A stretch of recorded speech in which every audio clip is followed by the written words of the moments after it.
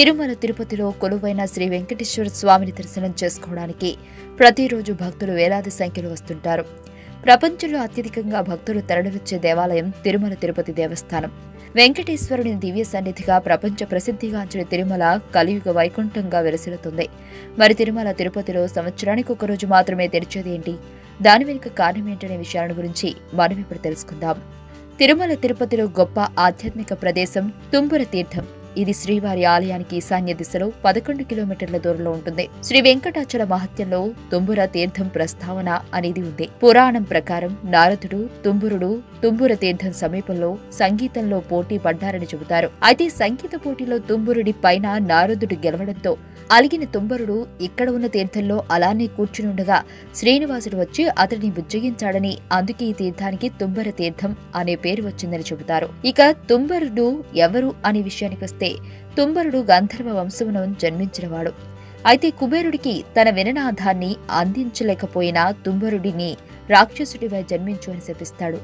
ఆ తర్వాత తుంబరుడు రాక్షసునిగా విరాధునికి పుట్టాడు. తుంబురుని మేడ పేరు కళావతిగా చెబుతారు.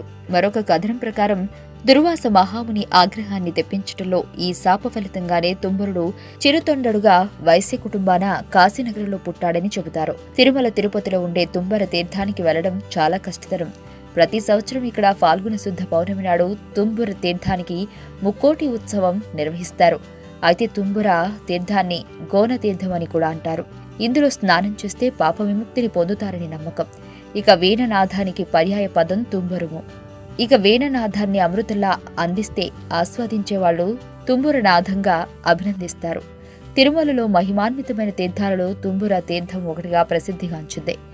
ఇంకా సంవత్సరానికి ఒకరోజు మాత్రమే పౌర్ణమి గడియల్లో తెరిచే తుంబుర తీర్థానికి ఎంతో ప్రాశస్త్యం ఉంది. అంతుచిక్కని రహస్యాలు, మరెన్నో మనకి తెలియని పురాతన కట్టడాలు, వాటి వెనక దాగిన నిజాలు, పూర్వీకుల ఆచారాలు, మరెన్నో మూఢ విశ్వాసాలు, ఇలా కాలగర్భంలో కలిసిపోతున్న రహస్యాల కొరకు సబ్స్క్రైబ్ చేయండి రహస్యవాణి ఛానల్.